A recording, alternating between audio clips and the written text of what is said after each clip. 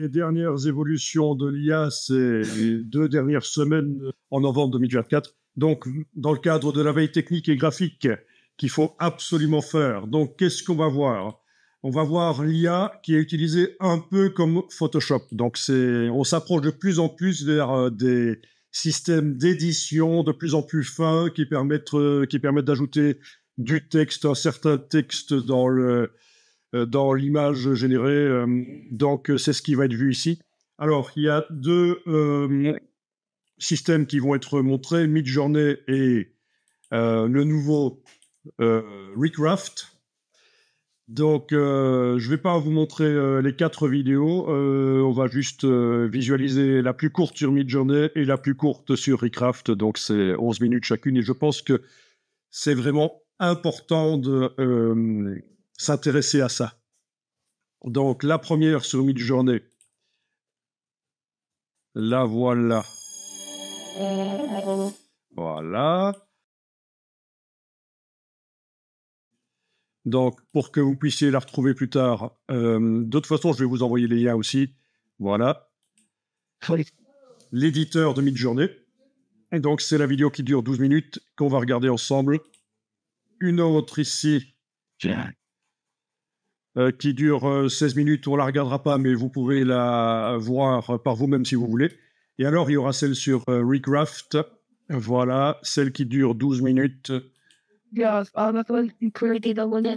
Et une autre sur Recraft qu'on ne regardera pas ensemble, mais vous aurez le lien pour voir ça.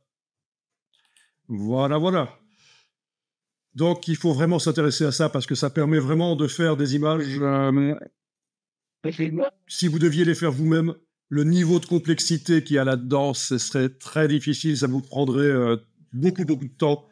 Alors que l'IA, c'est ça sa force. Elle est capable de générer des images qui ont un niveau de complexité dans les effets spéciaux, dans les textures, vraiment des choses que vous auriez du mal à faire. Donc c'est pour ça que même si vous maîtrisez à fond Photoshop, ça peut être intéressant de voir ça.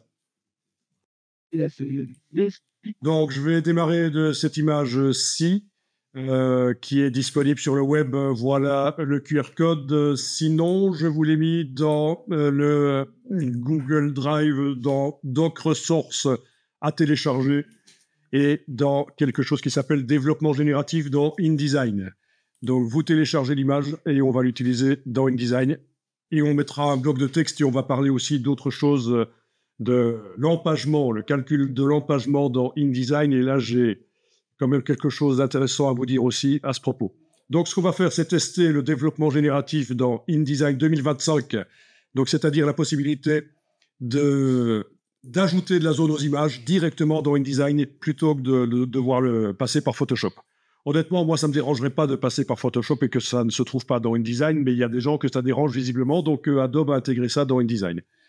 Donc, il vous faut absolument la version 2025 de InDesign. L'image que je vous ai demandé de télécharger. Cette image-là, honnêtement, j'ai jamais testé avec cette image-là, donc on va voir. Mais donc, oui. Parce que cette image-là va nous servir aussi à autre chose. J'aimerais faire un peu de Photoshop aussi, voir si vous connaissez. Donc, l'image qui est là, voilà, c'est bien celle-là. Ça, c'est juste des tests, ça, c'est juste le weblog. OK. OK.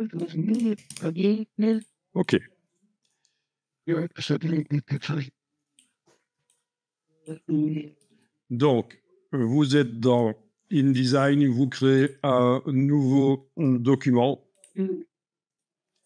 Je vais prendre au niveau de l'impression ici un format lettre, par exemple. Voilà, format lettre. Créer. Voilà. Bien. Shift tabulation, je me débarrasse des palettes de droite. Alors, combien il y a de pages? Parce que je n'ai pas bien regardé. Je vais aller dans Fichier, format de document. Fichier, format de document. D'abord, c'est un document en page en vis-à-vis. Oui, ça c'est bien. Page en vis-à-vis. Au niveau du nombre de pages, pour l'instant, il n'y en a qu'une seule, mais je vais peut-être aller modifier ça ici directement. Je vais mettre 16. Voilà, 16. J'imagine que vous savez pourquoi je choisis 16 et pas 17, 18 ou 15 ou 14. Vous voyez pourquoi je choisis de faire un document 16 pages? Pourquoi d'habitude on choisit de faire un document 16 pages? Ça va presque ça. Non? Ben, les doubles pages, ils y sont, peu importe le nombre de pages. Si j'ai au minimum 3 pages, je les vois. En considérant que la première page est une page de droite de couverture. Donc, quand vous créez un document, la première chose à faire, c'est d'aller parler à votre imprimeur pour choisir le papier, le nombre de pages que vous allez mettre, etc. Donc, pour éviter les problèmes. Et le nombre de pages ici que j'ai choisi, 16 pages, c'est pas au hasard, en fait. Hein. C'est parce que, voilà, ça, maintenant que je vous le montre, vous comprenez pourquoi.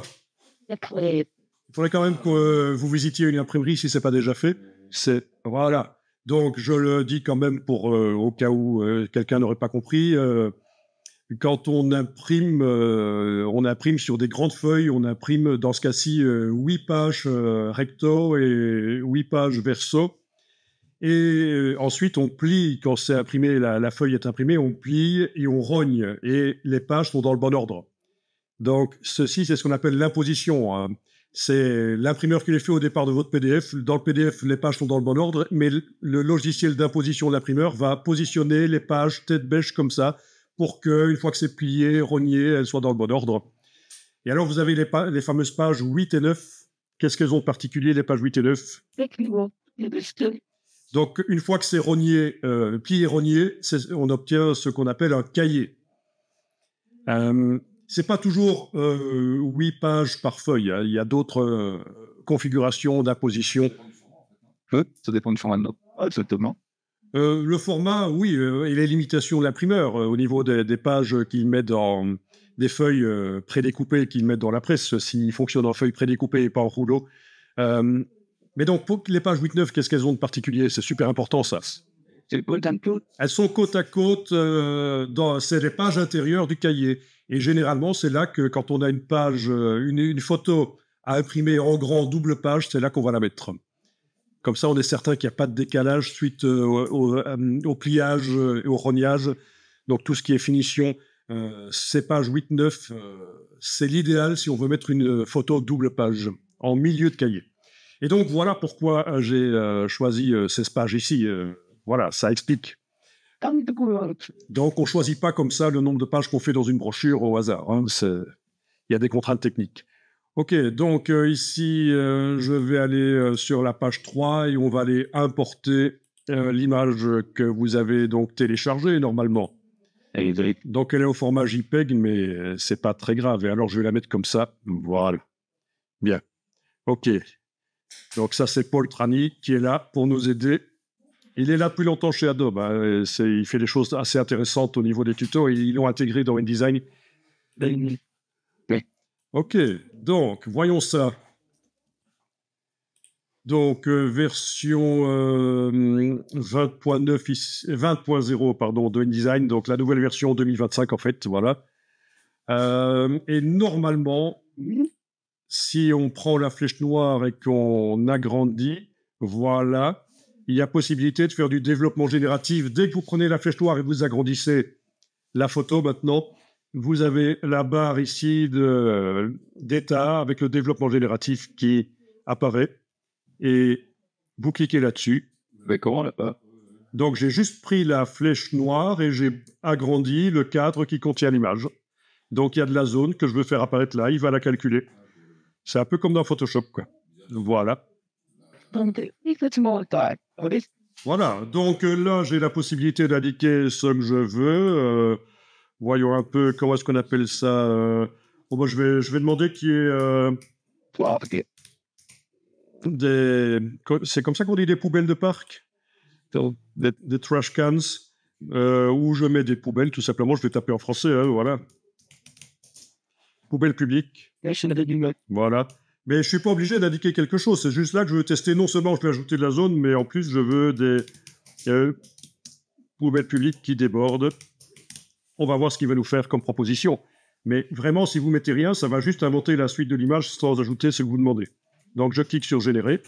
Et il y a la boîte du texte à l'image qui apparaît.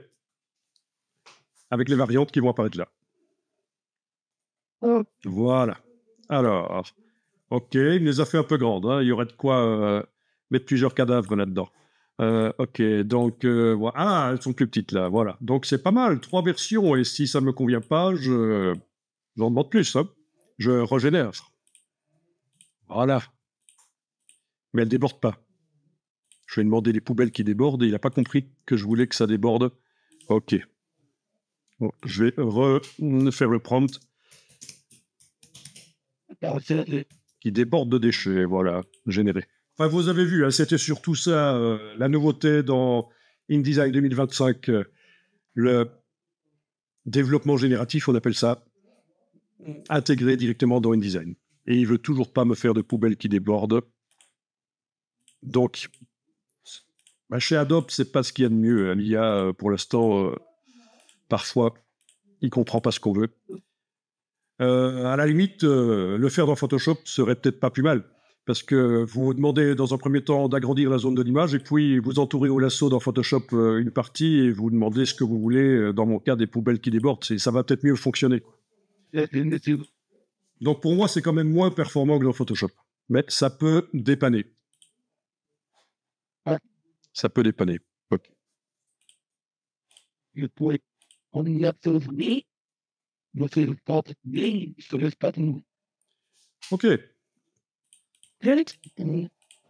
Bon, du coup, c'est plus l'image que j'ai importée, en fait. Dans la palette IA, qu'est-ce que ça dit? Menu fenêtre l'IA.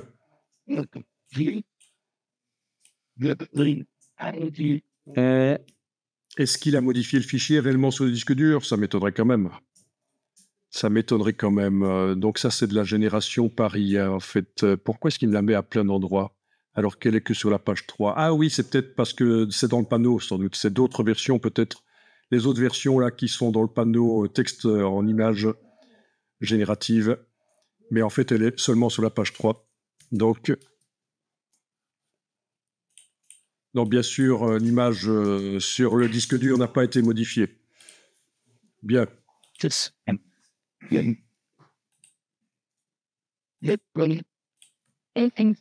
Si on veut arriver à la mettre sur le disque dur en tant que fichier lié, il y aura certainement une opération à faire ici, faire en sorte que ce soit plus une image générative et puis l'envoyer sur le disque dur. Ouais. Celle-ci, voilà, celle-là. Voilà. Mais donc voilà, ça c'est la première chose. Bon, Shift Tab, je me débarrasse des palettes et je voudrais maintenant parler de l'empagement, puisque on est dans InDesign, c'est l'occasion de parler d'un petit quelque chose intéressant, je pense. C'est quand vous faites un livre, par exemple. Voilà, vous faites un livre, principalement, chaque page va avoir un bloc texte principalement. On ne parle pas de faire un magazine ou une brochure, mais de faire plutôt quelque chose orienté texte principalement. Donc, comment faire? On va voir ça. Vous zoomez sur une double page qui n'a encore rien. Donc, dans la palette des calques, si je veux faire ça proprement, le calque actuel qui contient l'image, je dois l'appeler image. Et je vais créer un calque spécialement pour le texte. Voilà. C'est pas obligatoire, mais ça fait partie de la logique de travail, de séparer les choses. Voilà. Donc, j'ai cliqué sur le signe plus dans le bas de la palette des calques et je crée un calque de texte. OK. Ensuite, je sais qu'on pourrait travailler dans le gabarit, mais on va le faire directement sur les pages ici, les pages 5 et 6 dans ce cas-ci. 1, 2, 3. Non, les pages 4 et 5, excusez-moi, je dis des bêtises, 4 et 5. Page de gauche 4, page de droite 5. OK, donc vous prenez l'outil texte et encore une fois par sécurité, je vais verrouiller le calque image pour être certain de travailler uniquement sur le calque texte et vous allez tracer un bloc texte qui recouvre la page. Voilà.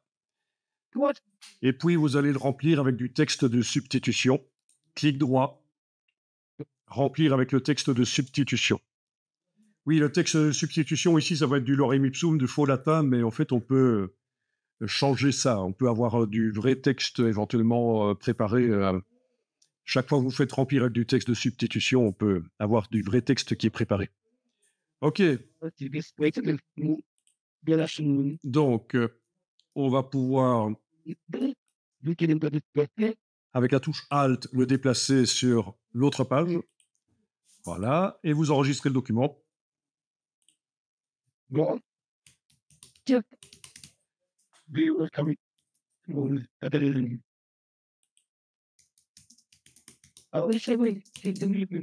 OK, vous donnez le nom que vous voulez, tant que vous vous y retrouvez.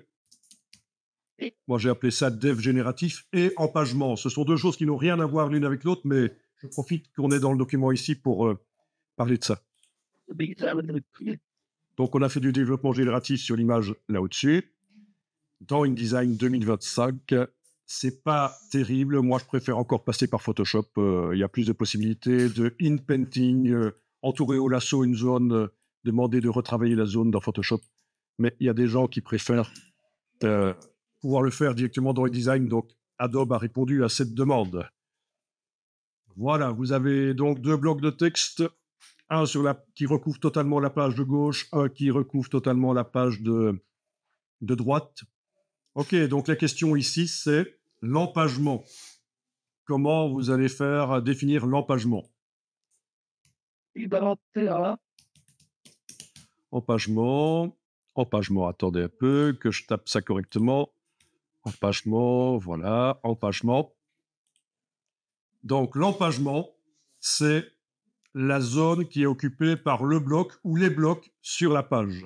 Autrement dit, quelle valeur de marge autour du bloc? Quelle valeur de marge autour du bloc? Et donc, comme vous le voyez, il y a des techniques de calcul de l'empagement qui existent.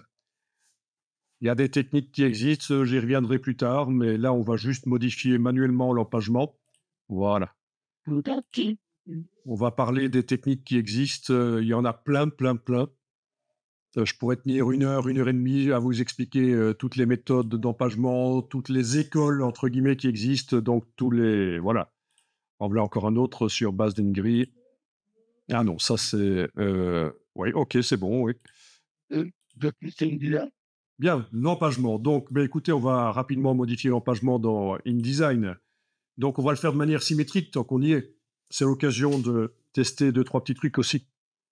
Bien, je sélectionne le bloc de gauche et je vais changer sa dimension. Donc, vous avez la dimension du bloc qui est indiquée là, 215,9, 279,4. Forcément, c'est un format lettre. Bon, vous imaginez pourquoi je prends un format lettre plutôt qu'un format A4? Vous avez une idée, on l'a déjà dit ça. Quand je fais une brochure, quand je fais un document, un magazine, et éviter absolument le format A4. Le format A4, c'est le format des documents administratifs en Europe. Ça stresse les gens. Faites un format plus carré, c'est plus sympa. Et évitez le format A4 absolument, quand vous faites une publication. Ça va passer mieux. Et c'est valable aussi pour une charte graphique que vous feriez ou autre chose. Hein. Format A4, C'est voilà qu'on fait. mais Vous nous demandez d'utiliser ce format. donc je dis d'éviter le format A4 pour tous travaux qui sont loisirs, qui doivent être agréables. Voilà. Évidemment, si c'est un rapport d'entreprise, pour les facilités de l'imprimer sur la photocopieuse interfacée, vous pouvez le faire en A4 éventuellement, mais sachez que dès que vous voulez que ce soit mieux perçu, que ce soit moins administratif, que ce soit pas associé à l'administratif, évitez le format A4. Voilà, absolument. En plus, le format un peu plus carré, le format lettre ici est plus intéressant. Mais en fait, chez l'imprimeur, vous pouvez choisir le format que vous voulez. Hein. Dès que vous allez parler à l'imprimeur, vous discutez. Tiens, un format carré, vous pouvez faire un format carré. Hein. Même un format rond, hein, ça se fait. Hein. Vous imprimez sur du carré et puis vous passez ça au couteau d'une manière ou d'une autre. Donc, tout format est possible chez l'imprimeur. Contrairement à ce que pas mal de gens pensent, qu'on est limité aux formats qui sont proposés dans InDesign, quand on est débutant, c'est ce qu'on pense. OK, donc voyons ça dans la barre contrôle. Vous avez la barre contrôle qui apparaît évidemment. Menu fenêtre contrôle si elle n'apparaît pas. Dans la barre contrôle, vous avez la dimension, donc c'est ce que je disais, du bloc. On va casser la chaîne et puis on va euh, diminuer la largeur et la hauteur. Donc, attention, on travaille sur la page de gauche. Je vais aller diminuer la largeur et vous connaissez ceci. Il me semble qu'on en avait parlé à un certain moment, ça. Vous connaissez ça. Donc, ça indique quelle est la partie du bloc actuellement sélectionnée qui ne bougera pas quand je modifie sa dimension. Donc là, j'indique sur la droite. Donc, ça veut dire que quand je modifie la dimension ici, ça va être la gauche qui va bouger. Logique, hein? Donc ici, je vais par exemple indiquer moins 50 mm, touche tabulation, et voilà. La gauche s'est déplacée de 50 mm. Si j'active le bloc de droite maintenant, et que je vais dire que c'est cette partie-là, celle de gauche, qui ne se modifie pas. OK, moins 50 mm. Donc c'est des calculatrices, tout ça, les cartouches. On peut faire des multiplications, divisions, soustractions, additions. Voilà. Bien. Alors, pour la hauteur, je vais sélectionner les deux blocs, donc j'englobe les deux blocs, et je vais dire ici que je vais par exemple d'abord régler la hauteur, donc c'est le bas qui ne va pas bouger, c'est le bas qui ne va pas bouger, et donc en hauteur, H, je vais aller retirer, par exemple 50 mm aussi, touche tabulation, voilà. Et maintenant, je vais régler la zone du bas. Voilà, donc je vais dire que c'est le haut du bloc des blocs actuellement sélectionnés qui ne bouge pas. Et en hauteur, je vais indiquer que j'enlève 60 mm. Voilà. Voilà. Bien, il reste aussi le centre à modifier. Mais vous voyez un peu le principe, c'est une manière de faire, évidemment. Des blocs qui sont symétriques. OK, allons-y. Hein. Bloc de gauche, c'est la partie de gauche qui ne va pas bouger. Je vais réduire la largeur. Voilà. Bloc de droite, c'est la partie droite qui ne va pas bouger. Je vais réduire la largeur. Évidemment, ce genre de choses se fait dans le gabarit, puis ça s'applique sur toutes les pages. Voilà, et donc on a une zone d'empagement avec des grandes marges. Vous avez remarqué que j'ai mis 60 mm en dessous et non pas 50 comme j'ai mis au-dessus. Pourquoi? C'est une habitude, parce qu'on dit que normalement, il faut visuellement asseoir les éléments sur quelque chose qui est plus grand que ce qu'il y a au-dessus. Donc j'ai 60 mm en dessous et 50 au-dessus. Bon, si je veux mesurer, il y a l'astuce connue que je vous remontre. Hein. Simplement prendre un bloc qui n'a pas de couleur de fond et de contour. Et quand on trace un bloc comme ça, c'est très habituel dans InDesign. On trace un bloc et il sert d'outil de mesure. Voilà, il suffit de regarder dans la barre contrôle, par exemple, et on a la mesure là. Et tiens, ce bloc, si je le déplace au-dessus, voilà. Donc, ça aurait été aussi une solution pour faire quelque chose de symétrique, utiliser des blocs comme ça. Voilà, je l'ai redimensionné, 50 mm par rapport au bas de la page. Voilà, donc ça aussi, c'était quelque chose à dire. C'est quelque chose de très habituel d'utiliser des blocs comme ça pour prendre des mesures sur la page. OK, je vais enregistrer le document, et vite fait.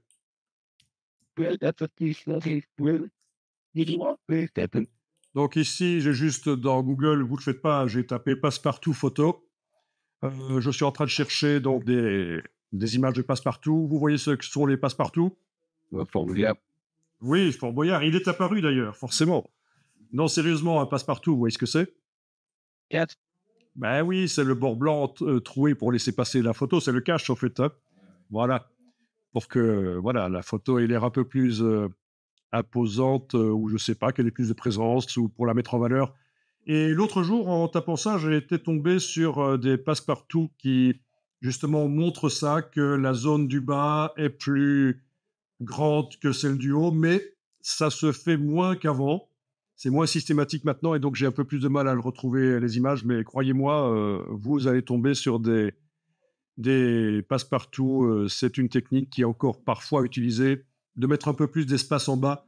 Donc c'est connu en graphisme, hein. Asseoir visuellement les choses sur un espace, même un espace vide qui est plus grand que ce qui se trouve au-dessus. Il y en a peut-être qui passent sous mes yeux là, mais je ne les vois pas. Mais enfin, vous allez me croire sur parole. Ce sont des choses qui peuvent se faire. Voilà, peut-être celle-là? Non? Non, ça me paraît quoique. Est-ce que la zone du bas serait quand même pas un peu plus grande que celle du haut? Si, voilà. Donc un passe-partout qui applique cette règle-là. OK. Donc voilà, est-ce qu'il existe des règles quand on fait des livres comme ça, des publications, et pour la zone d'empagement? Est-ce qu'il existe des méthodes? Ben oui, ben, je vous l'ai déjà dit, je vais vous montrer. Voilà, il faut que je retrouve ça, voilà, ouais. Donc il existe plein de méthodes et je vais essayer de retrouver. Voilà. OK. Donc par exemple, une méthode qui est assez connue, c'est celle-là, où, si je me souviens bien, mais je pense que ça va, c'est pas très difficile. Il faut faire les diagonales grises là qui traversent la double page. Ensuite, il faut faire une diagonale bleue qui traverse chaque page, vous voyez. Ensuite, là où la bleue et la grise se croisent, on reporte une ligne verticale qui va être reliée à, à l'autre endroit, sur l'autre page où la grise et la bleue se croisent, vous voyez. Et donc, on obtient la zone d'empagement. OK. Donc, alors, ce qui est intéressant ici, et ça, il n'y a pas grand monde qui va vous le dire, mais je vais vous le dire, c'est du snake oil, c'est du pipeau. Il n'y a rien de scientifique là-dedans. En réalité, des méthodes d'empagement, il en existe plein et elles donnent tout un résultat différent. Alors pourquoi est-ce que ça existe? Deux intérêts à ce genre de choses. C'est la même chose si on vous dit d'utiliser le nombre d'or. Je vais vous montrer parce qu'on peut faire aussi la mise en page, l'empagement, le positionnement d'éléments sur base du nombre d'or et d'autres fumisteries. Euh, Deux intérêts à ça. Premièrement, le metteur en page, l'artiste, le graphiste qui est du genre à toujours douter des choix qu'il fait ou elle fait, soyons pas sexistes, euh, est typiquement perfectionniste. Eh bien, grâce à ce genre de méthode, ben, il n'y a pas le choix. On applique la chose et on obtient un résultat et on se... Voilà, donc ça permet de neutraliser un peu le problème du perfectionnisme et du doute qu'on a en permanence. Est-ce que j'ai pris la bonne décision? Deuxièmement, si vous avez un client ou une cliente, soyons pas sexistes, qui se mêle de remettre en cause tous vos choix, est-ce qu'on n'aurait pas pu faire le texte un peu plus à droite ou à gauche ou centré? Vous lui sortez ce genre de choses et vous le faites passer ça pour quelque chose de rigoureux et même scientifique. Voilà, non, on ne peut pas changer. Ça a été calculé comme ça. Regardez, ça c'est le calcul. On ne va pas changer. Donc, double intérêt à ça. Se prémunir des clients ennuyeux. Et si vous êtes du genre à jamais être certain des choix que vous faites, ça vous guide. Et ça, on va pas vous le dire que ce genre de choses, c'est du snake oil. Vous voyez ce que je veux dire par snake oil?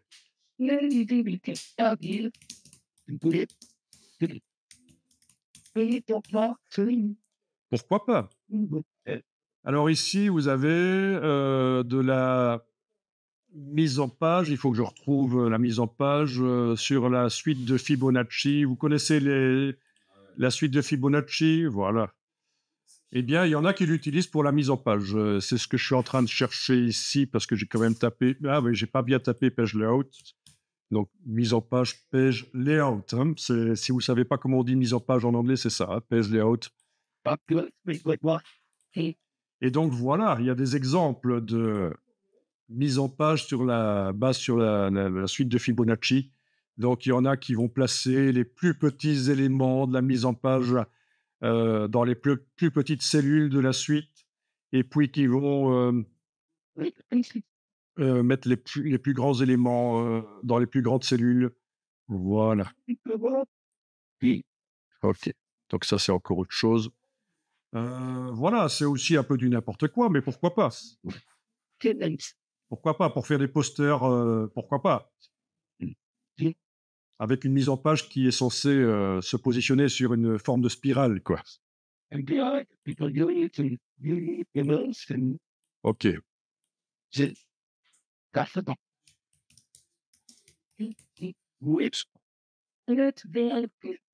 Ah oui, mais écoutez, en tapant golden rule, je tombe sur davantage de mise en page, sur la suite, qui est basée sur la suite de Fibonacci, voilà. Voilà. C'est pas vraiment le nombre d'or, hein, c'est pas vraiment le nombre d'or, mais voilà, voilà. Vous voyez? C'est un peu du snake oil quand même, mais pourquoi pas? Là aussi, si un client, vous dit que vous n'avez pas positionné les choses comme il faut, vous lui sortez ça, c'est le nombre d'or. Dès qu'on parle d'or, c'est précieux, on ne remet pas ça en question, vous voyez? C'est pourquoi pas? Pourquoi pas? Ça peut, bloquer un client dans ses velléités, vous prouvez que vous avez, fait les bons choix. OK. Alors, c'est la même chose quand vous devez décider de la taille que vous donnez au titre et au sous-titre. Donc,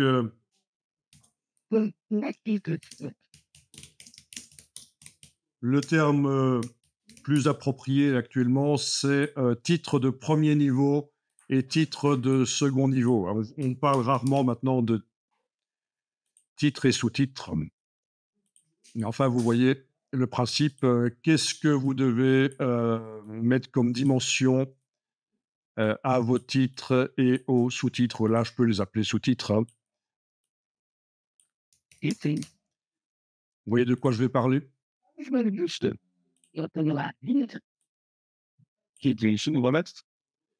Mais voilà, quelle dimension choisir? Donc, on est toujours dans ça. Est-ce qu'il existe des règles pour les tailles des titres et des sous-titres par rapport au corps du texte, donc le texte de base? Quelle taille du sous-titre par rapport au titre? Exactement, ça peut être une solution. Et donc, si un client vous dit, est-ce qu'on n'aurait pas fait les titres plus grands ou plus petits, blablabla, hein, mais non, c'est le nombre d'or. Nous avons appliqué la méthode du nombre d'or. Et alors, je vais vous montrer ici sur le web, Type Scale. Il existe plein d'endroits en fait où on parle de ça, mais voilà, ils sont utilisés autant pour la mise en page papier que pour le web. Et ça pourrait être utilisé pour la vidéo aussi, pourquoi pas. Donc, par exemple, Type Scale ici. Donc, ça veut dire échelle de caractères. Voilà, vous avez ici la possibilité de générer de manière automatique toutes vos dimensions de titres, sous-titres, etc. Titres de premier niveau, deuxième, troisième, quatrième. Donc ça, c'est très intéressant. Ça, vous pouvez sortir ça, c'est votre calculateur pour vos dimensions de titres et sous-titres. Encore une fois, on peut le faire à l'œil, c'est comme l'empagement. On pourrait décider de la zone du texte sur la page à l'œil. Vous avez un œil d'artiste, vous n'avez pas de problème avec ça. Même chose pour les titres et sous-titres. Mais ici, vous avez ça. Alors, quelle est l'échelle? Alors, d'abord, il faut indiquer quelle est la taille de base. Il faudrait l'indiquer en millimètres, mais si c'est pour un document, éventuellement, mais ce serait quand même plus intéressant. Il faut que je me souvienne. Est-ce qu'on peut modifier quelque part ici certainement l'échelle, je veux dire, l'unité de mesure doit être modifiée quelque part. Et sinon, il y en a un autre qui intègre les millimètres. Quoi qu'il en soit, vous voyez ici toutes les méthodes de calcul qu'ils ont. Et vous voyez, c'est bizarre, mais c'est basé sur la musique, les fréquences, les harmonies. Enfin, vous voyez, les fréquences, les fréquences harmoniques. Donc, c'est un peu du snake oil à fond. Et vous avez ici le golden ratio, donc le nombre d'or, 1,618. Voilà, si vous voulez. 1,618. Et là, les proportions entre chaque titre et son niveau supérieur, c'est juste fois 1,618. Voilà. C'est le nombre d'or. OK. Donc, intéressant. Bon, là, c'est des pixels, donc ça, c'est le texte de base, en fait, le body, hein, le texte principal. J'aimerais le faire passer en unité de mesure millimètre, mais il faudrait que je vois où ça se règle. Sinon, il faudrait que j'aille sur un autre. Pour du InDesign, ce sera quand même mieux. Enfin, ceci dit, dans InDesign, pixels et points, c'est pareil, je pense, hein. Donc, vous connaissiez pas ça? Ah ben voilà. Mais surtout l'utilité pour bloquer le client euh, dans ses velléités à changer le design tout le temps. Ok, ici il y a Type System. Je vais aller voir si c'est similaire. Oui, il y a Type Scale Generator. Oui, il y a Google Fonts aussi qui propose ça. Enfin, je vous laisserai chercher. Bon, j'ai tapé le mot métrique et apparemment, il va peut-être me trouver des choses. Est-ce que c'est le même ça? On va voir. Ah non, c'est encore autre chose, ça, voilà. Donc celui-ci, c'est precisetype.com. OK. Donc il y a peut-être la possibilité de mettre en métrique quelque part. Enfin voilà, ce sera à creuser parce que franchement, je me souviens plus de voilà de celui qui propose de faire en millimètre. Il y en a plein qui proposent ça parce qu'en fait, c'est quand même très, comment dire, très basique à programmer ça en JavaScript, ce genre de calculateur.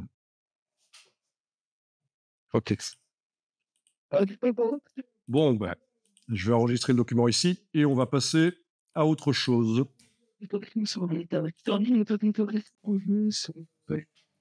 Donc, on va passer à Illustrator pour parler rapidement des motifs génératifs. Donc, que dire? Dans la version 2024, ça existait déjà. Et ça existe aussi dans la version 2025, mais pas au même endroit. Dans la version 2024, il faudra aller dans la palette, donc menu fenêtre, la palette qui s'appelle texte en image vectorielle. Et là, on a le choix de créer un sujet, une scène, une icône et un motif. Ça, c'est dans la version 2024. Dans la version 2025, la possibilité de créer un motif dans le générateur de IA n'est plus là, en fait. On va juste faire vite fait ici. Voilà, je vais faire un nouveau document.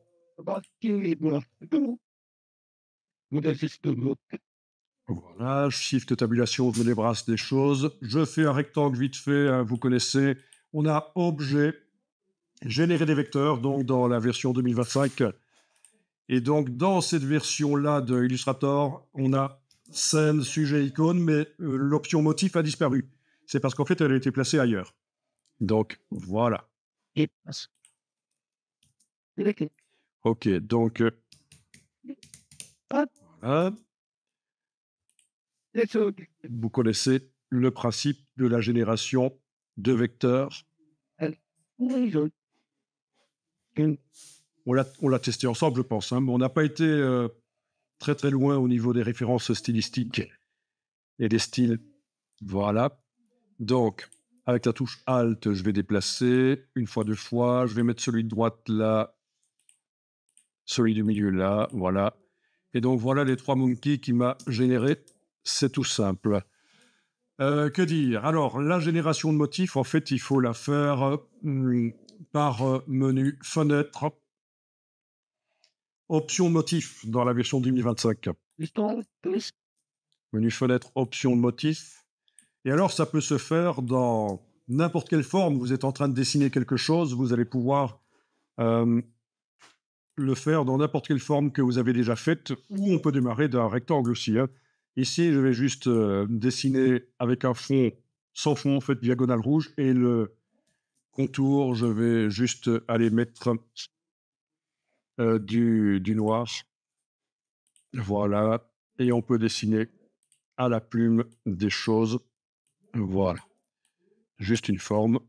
C'est vous qui voyez. J'utilise la méthode de création préconisée par Adobe, là, en principe, donc les micro-tangentes, voilà. Bon, peu importe. Voilà, voilà. Ok, on va faire comme ça maintenant. C'est juste pour montrer qu'on peut démarrer vraiment de n'importe quelle forme. Voilà. Et alors, dans la forme là,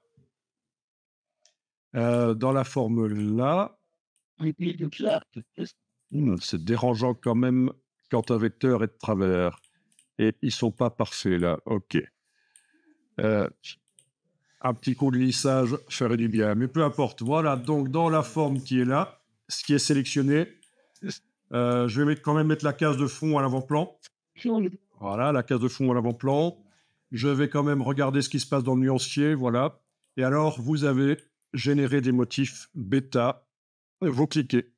Et alors, on a le panneau de prompt ici. Il va falloir dire ce que vous voulez comme motif.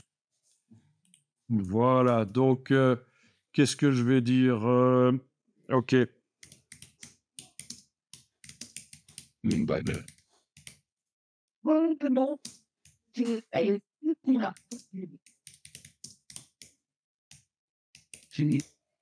Vous tapez ce que vous voulez, bien sûr. Je vais cliquer sur générer. Et voilà, il va me faire des motifs feux.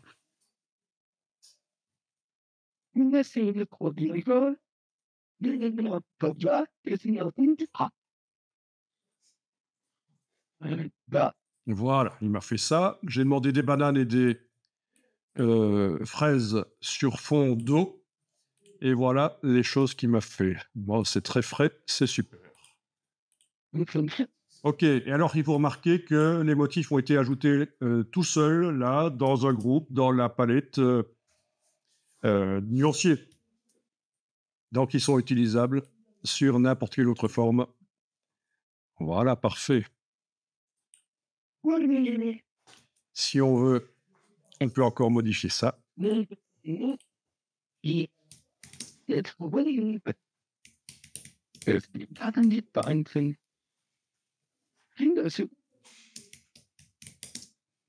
Voilà. Donc personne ne connaissait ici. Ah bah c'est super. Voilà.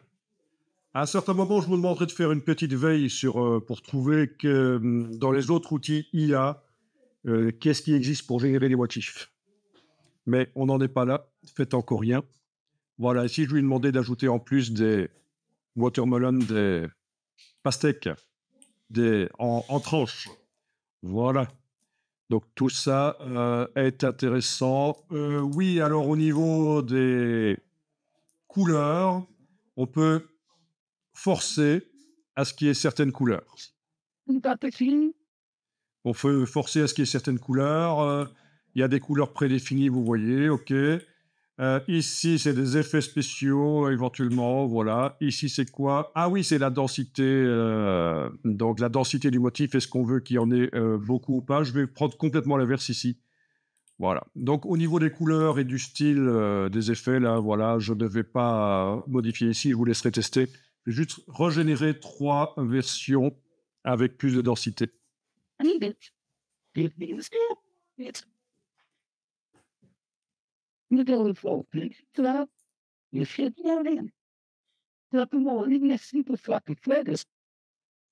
Ok. Donc, c'est censé être un peu plus dense. Ok, j'adore celui-là. Ok. Bon, je vais enregistrer ça alors. Donc, motif génératif, c'est le nom que je vais donner.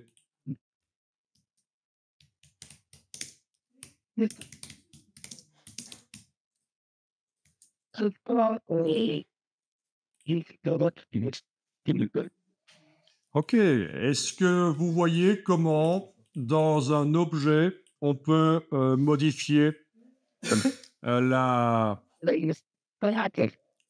dimension du motif, la rotation, la position? Il n'y a pas de problème, vous voyez ça? Ok. Alors, quand vous déplacez votre objet qui contient le motif, là, le motif bouge avec, chez tout le monde? Donc, tu veux dire, il est dedans? Ah oui, ok, ça va. Je vois. Bon, quand c'est comme ça, comment faire? Menu fenêtre, transformation. Menu fenêtre, transformation. Et là, dans le menu d'appareil de transformation, mais il y a d'autres manières de le faire en fait, hein. Menu d'appareil de transformation, il suffit de demander de tout transformer et pas seulement transformer l'objet. Donc chez toi, il est certainement indiqué transformer l'objet seulement. Ici, je dis tout transformer. Et normalement, à partir de là, quand on déplace, le motif bouge avec. Donc les deux euh, sont intéressants, ça dépend ce qu'on veut faire. Bien, donc bien sûr, modifier la dimension. Je le fais ici, vite fait, la dimension du motif à l'intérieur de la forme. Je double-clique sur l'outil de mise à échelle. Je décoche transformation d'objet. Je vais ici modifier. C'est la méthode que vous utilisez. Je mets 50, touche tabulation, et voilà. Alors, tu n'as pas cet outil-là dans la palette des outils. Il faut demander la palette des outils complète. La palette des outils complète, donc menu fenêtre, barre d'outils avancés. Donc ça, c'est un gros piège. C'est que Adobe propose d'office, quand on lance Illustrator, en tout cas la première fois, il propose une palette des outils simplifiée. Donc tu n'as pas l'outil, celui-là. Voilà. Et la rotation, c'est le même principe. On double-clique sur l'outil rotation. Et donc, il faut décocher transformation d'objet. Et laisser transformation de motif coché. Voilà. Ah, il faut double-cliquer sur l'outil. Voilà. Donc, dimensionnement et rotation de motif. Bien. Et alors, pour positionner le motif dans l'objet en XY, le repositionner, une idée? Vous utilisez quelle méthode?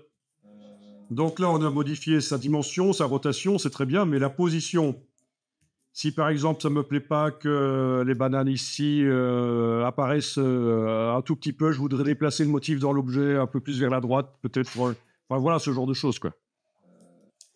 Clic droit, transformation, déplacement, oui, ça pourrait, oui, ça... En fait, regarde bien la boîte ici. Hein, tu la connais? Allez. Moi, la méthode que j'utilise, c'est le double-clic sur la flèche noire et on obtient en fait la même boîte. Voilà. Donc, c'est quand même pas très intuitif, ça. Oui, on peut ajouter, on peut modifier la positionnement, on peut ajouter, voilà, en horizontal, plus 3 mm, touche tabulation, et ça se déplacer 3 mm vers la droite, etc. Ok, tout ça, c'est bien. Mais il y a l'autre méthode qui est pas mal aussi. C'est celle-ci. Dans la palette de transformation, on a été changer ça tout à l'heure. Menu fenêtre transformation.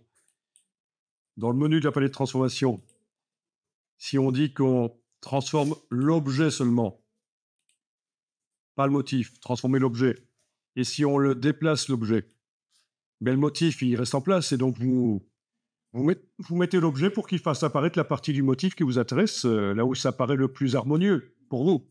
Voilà. Quand c'est positionné, vous réenclenchez dans le menu de la palette de transformation, tout transformer, et maintenant, quand vous bougez l'objet, le motif bouge avec. Voilà. Ça, c'est une manière qui est meilleure, je pense, pour repositionner un motif dans un objet. OK.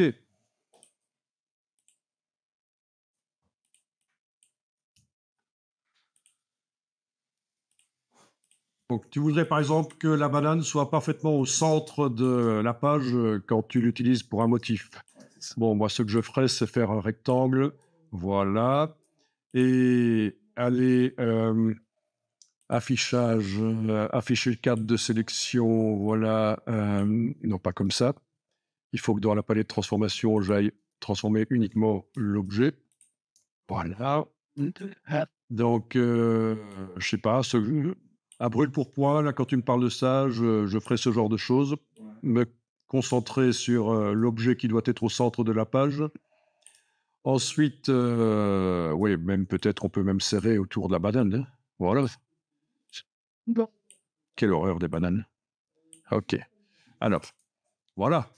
Et puis, tout simplement en sélectionnant cet objet-là, menu fenêtre alignement, allez dire qu'on aligne, oui, c'est aussi dans la barre contrôle du dessus, hein, je sais, mais bon, qu'on aligne sur la page dans ce sens-là et dans ce sens-là. Donc maintenant, le motif est parfaitement... Ah non, excusez-moi, j'annule.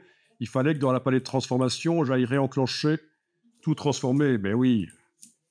Ok, donc je disais palette alignement sur la page, centrage et centrage. Est-ce qu'il m'a montré la banane? Oui, il me montre la banane parfaitement au centre de la page, là.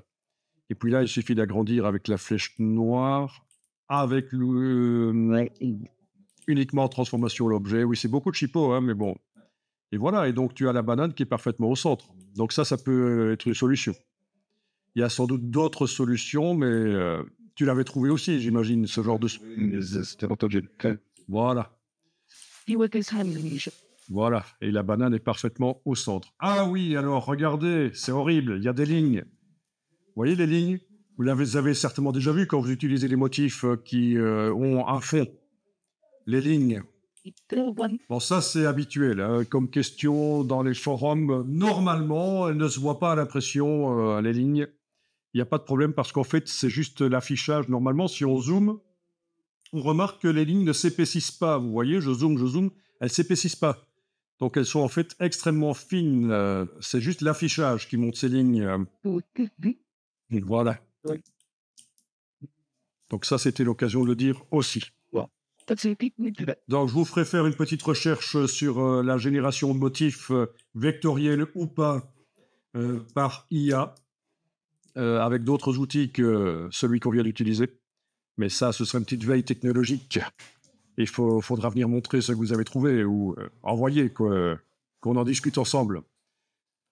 Donc, vous êtes dans Photoshop, vous ouvrez l'image que je vous ai fournie tout à l'heure. Donc, le parc, voilà, ça va pouvoir nous servir. Ok, il y a un message chez moi à propos des profils manquants. Ok, je vais dire ne pas modifier ici. C'est un autre problème dont on parlera plus tard. Touche F, Shift tabulation, et voilà. Bien. Voilà, vous voulez faire un flou sur l'arrière-plan. Comment feriez-vous? Je trouve que l'arrière-plan devrait être plus flou pour qu'on focalise sur les personnages. Il y a plein de méthodes. Ah, avec le Camera Raw ou Lightroom? Avec dans Camera Raw. Avancer dans l'image avec un espèce de tilt shift? Non? Ah. Ouais, ben écoutez, ça fera partie de la veille que vous ferez, et je viens pas de l'inventer, sérieusement, sur les autres méthodes pour faire des flous. Donc, il y a plein de méthodes, mais regardez dans les Neural Filters, allez dans Filtre Neural Filters, et vous avez parmi les Neural Filters un filtre qui s'appelle Flou de profondeur. Il faut peut-être l'installer, ça fait 150 mégas d'installation. Voilà, et vous enclenchez le flou de profondeur, et c'est l'IA qui trouve les sujets dans l'image et qui vous fait un flou. Voilà. Oui. Ah ben on ira voir dans Camera Raw aussi alors, parce que Camera Raw peut travailler des images JPEG sans problème. Voilà. Donc on a la température pour le fond, on a l'intensité du flou. C'était peut-être un peu trop fort. Il y a des choses qui sont quand même pas géniales ici. Je sais pas si quand on va cliquer sur OK, il va nous les faire, mais il n'a pas compris que là, ça fait pas partie du sac entre les lanières. Essayez quand même d'installer le Neural Filters flou de profondeur, parce qu'il y a un truc intéressant avec ça. Voilà. Oui. Plage de focale. Faut tester. Distance focale. Oui, à la distance focale, on peut rendre les personnages de l'avant flous et c'est l'arrière-plan qui est net. Hein. Forcément, c'est la distance focale. Les plages de focale, ça doit être la profondeur de champ. Ah, on est d'accord? On a certainement la zone de netteté et la profondeur de champ. Voilà, donc ici, je vais quand même faire en sorte que ce soit l'arrière-plan qui soit flou. Voilà. Et avec l'image focale, on pourrait faire en sorte qu'une partie peut-être des personnages devienne un peu floue aussi. Je vous laisse tester. Alors, sujet de la mise au point, là, je serais intéressé de savoir ce que ça fait. Ça m'améliore un peu là, et ça fait, on dirait, un flou de bouger aussi.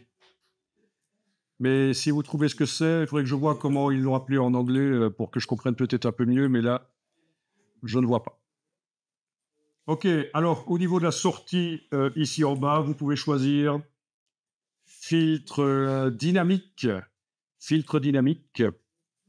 Comme ça, quand vous cliquez sur OK, normalement, dans la palette des calques, ça va vous mettre un filtre dynamique, c'est-à-dire ça a mis l'image dans un objet dynamique et on a le filtre dynamique ici. Donc, si on double-clique sur Neural Filters, on a le filtre qu'on peut encore remodifier. Mais là, je clique sur Annuler. Voilà. D'accord. Sortie filtre dynamique, c'est quand même intéressant de faire ça, pour pouvoir remodifier après. Et alors, pour tous les filtres dynamiques, on a aussi cette petite icône qu'on peut double-cliquer et... Et comment pour avoir fait le même, pas sorti, puis... Donc, pour tous les filtres dynamiques, si vous double-cliquez ici à droite sur l'icône là, vous avez le mode de fusion du filtre et son opacité. Donc, ça force, ça mélange dans ce cas-ci, ça mélange la version filtrée avec la version non filtrée. Donc, pour certains filtres, ça peut donner vraiment, ça peut être intéressant. Ça peut être intéressant.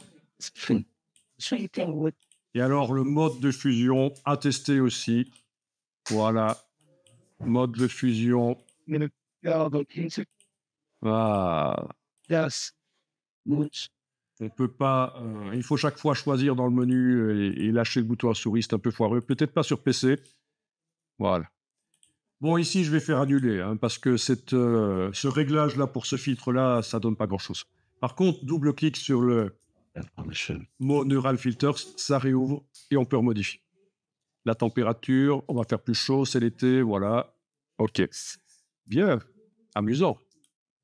Enregistrer cette version en changeant de nom.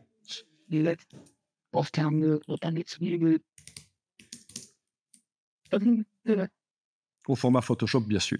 Et réouvrez la version JPEG. Voilà. Dernière chose vite fait, je réouvre le JPEG ici. Voilà.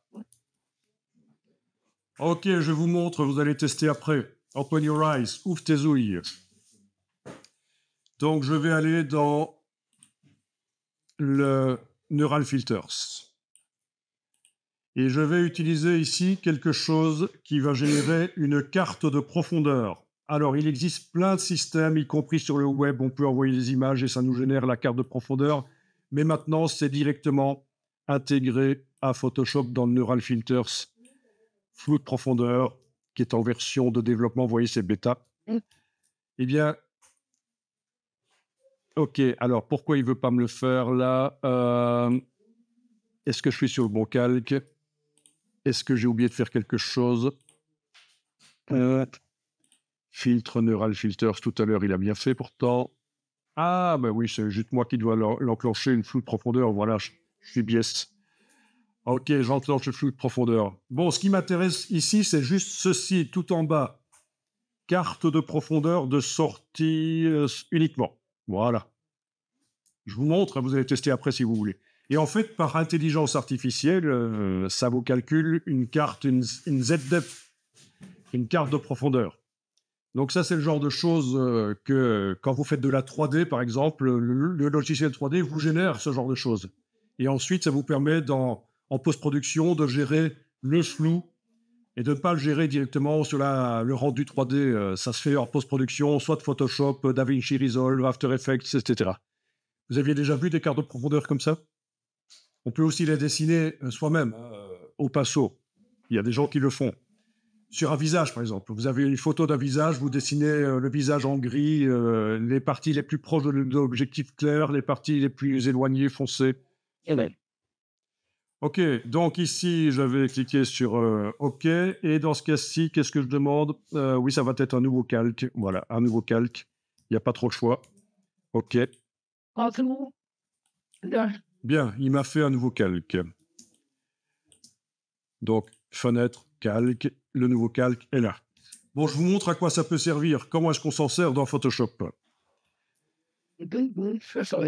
Je vais dans la palette des couches.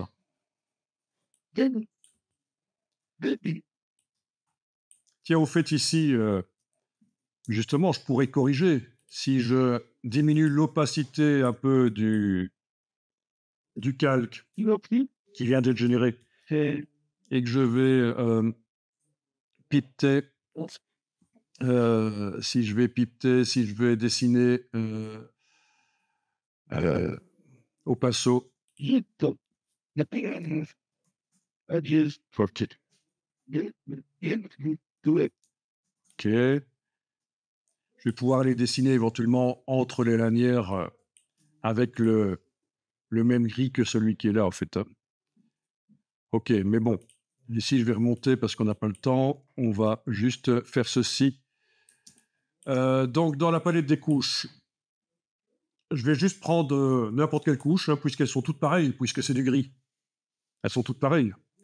Je prends la couche rouge, par exemple, et je l'amène ici sur le signe plus dans la palette des couches et j'obtiens une couche alpha rouge copie.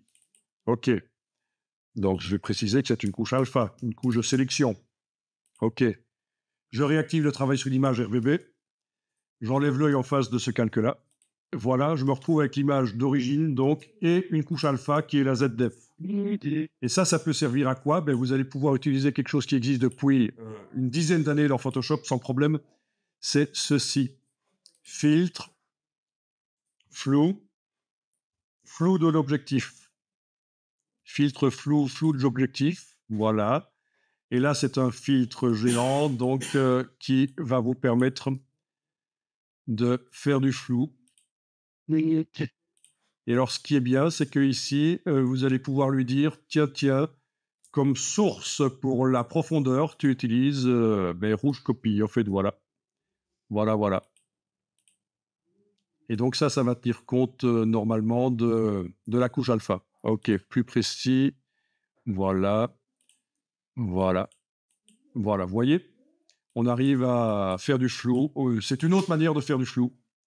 Et intelligemment, puisqu'on utilise la carte de profondeur, la ZDF. OK. Et alors, définir le point focal. Oui, ça peut être aussi une solution. Cliquez sur ce qui doit être net. Voilà. OK. À tester. Personne connaissait ça? Bon. Flou d'objectif, il me fait peur déjà pour avoir la fenêtre. Donc, c'est menu filtre, flou l'objectif.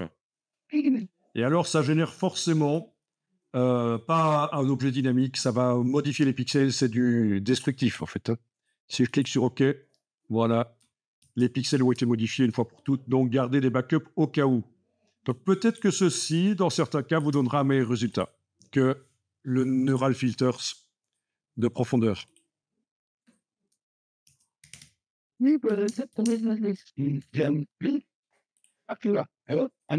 Voilà. Donc ici, j'ai tapé le nom de la technique en anglais, Z-Depth, hein, la profondeur sur l'axe Z. Et voilà. Donc ça se génère au moment où on fait le rendu 3D de l'image, ça se génère de l'image 3D. Ça peut se dessiner dans Photoshop. Enfin, vous voyez, c'est ce genre de choses, quoi. Ça, oui, quand vous capturez avec vos smartphones à une scène, ça peut aussi capturer la profondeur. Si vous avez un appareil avec un lidar, donc les smartphones élevés et de haut de gamme ont quand même caméra et aussi un lidar pour la profondeur. Voilà. OK.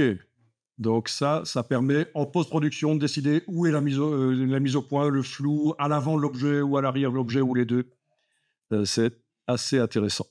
Vous allez trouver énormément de tutos là-dessus.